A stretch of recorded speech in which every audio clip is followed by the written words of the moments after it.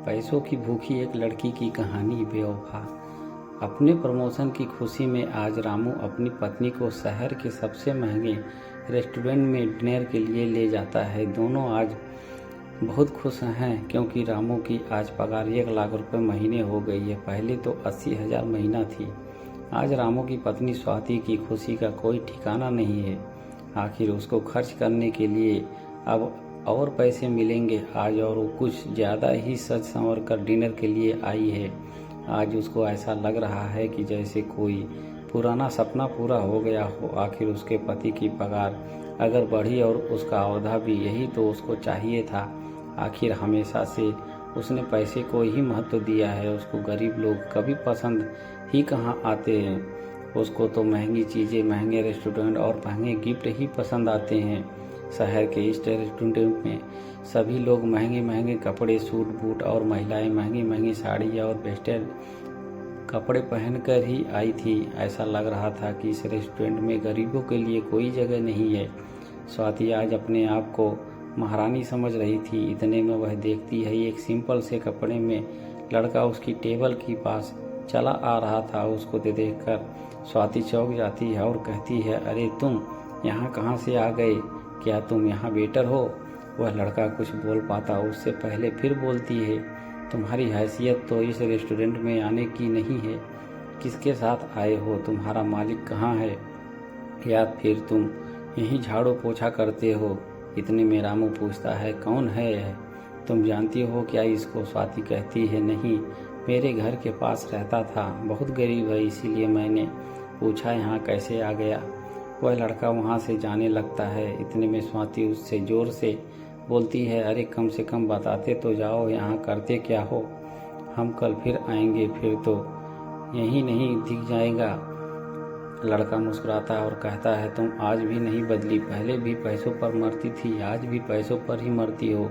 अच्छा हुआ जो तुम मेरी ज़िंदगी में नहीं हो। यह लड़का स्वाति का पहला प्रेमी था, सौरभ, जो उससे प्यार करता था, पर गरीब होने की वजह से स्वाति ने उसको छोड़ दिया और रामू से शादी कर ली।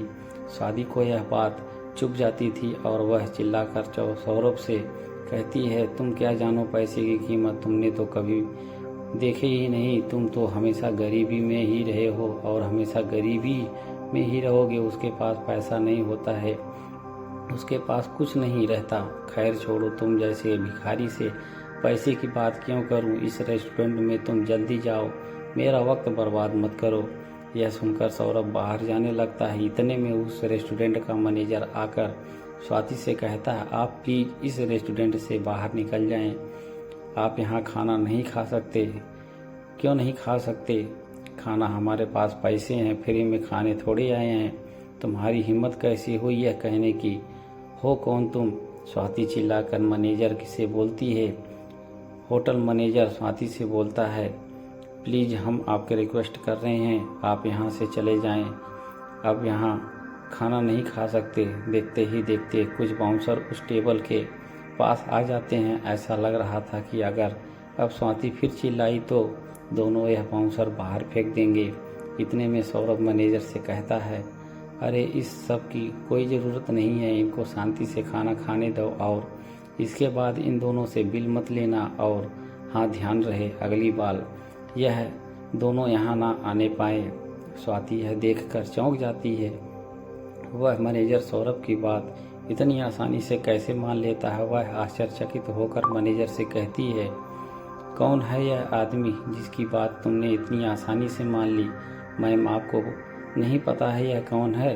आप जहाँ खाना खा रही हैं उस होटल के मालिक को नहीं जानती?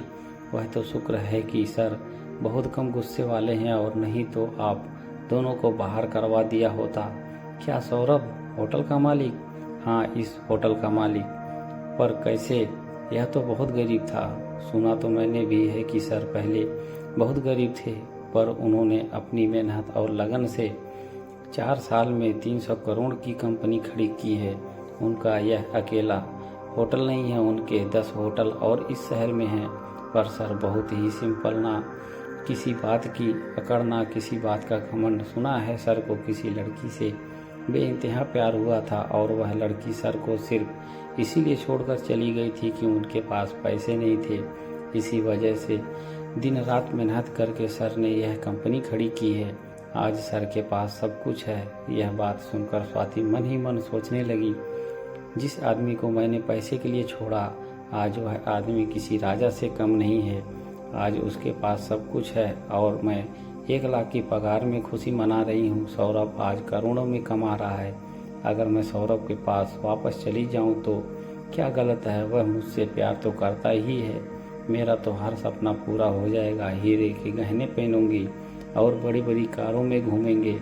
शाम के समय स्वाति बिना कुछ सोचे समझे सौरभ के पास जाती है और अपनी गलती की माफ़ी मांगते हुए कहती है, मुझसे बहुत बड़ी गलती हो गई। मैंने तुम्हारे प्यार को नहीं समझा। आज मुझे एहसास हुआ है कि तुम मुझसे कितना प्यार करते हो और तुम्हारा प्यार कितना सच्चा है। सौरभ ने अपने पति के साथ बिल्कुल खुश नहीं है। अगर तुम मुझे अपना लोगे तो मैं आपके लिए अपने पति को तलाक दे दूंगी और तुम्हारी हो जाऊंगी हमेशा हमेशा के लिए। सौरभ यह बात सुनकर स्वाति को जोर से खींचकर एक थप्पड़ मारता है और कहता है, अरे बेवफा, पैसे की भूखी औरत, कम से कम जिंदगी में किसी एक के साथ तो वफा कर।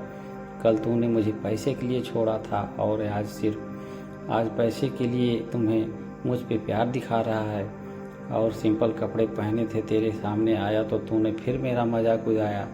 अगर तुमने मुझे प्यार था तो पहले ही अच्छे से बात करती ना। मुझे तो बेटर कहकर गाली भी तूने दी।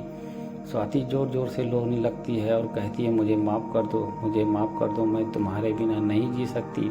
प्लीज़ अपना लो मुझे, प्लीज़ अपना लो मुझे। सौरभ स्वाति से कहता है, याद है तुमको, मैं भी उस दिन तुम्हारे सामने ऐसे ही रो रहा था, अपने प्यार की दलीलें दे रहा।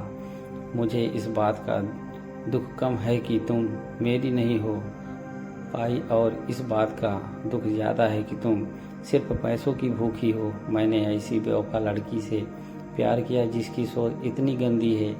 भगवान का शुक्र है कि उस वक्त मेरे पास पैसे नहीं थे, नहीं तो तुम्हारा यह घिनौना रूप मैं कभी नहीं देख पाता। अब मेरे घर से निकल जाओ, नहीं तो मैं धक्के मारकर बाहर फेंकवा दूंगा और तुम्हारे पति को तुम्हारी पूरी सच्चाई बता दूंगा। यह सुनकर स्वाति रो रो कर वहाँ से चली जाती है और दोबारा कभी मुड़कर नहीं देखती है। दोस्तों, आपको बेवफा की लव स्टोरी कैसी लगी? यह कहानी उस लड़की की है जो हमेशा अपनी ज़िंदगी में सिर्फ पैसों को ही महत्व देती है। दोस्तों, कहानी अच्छी लगी हो तो हमारे चैनल को लाइक और सब्सक्राइब कर दें।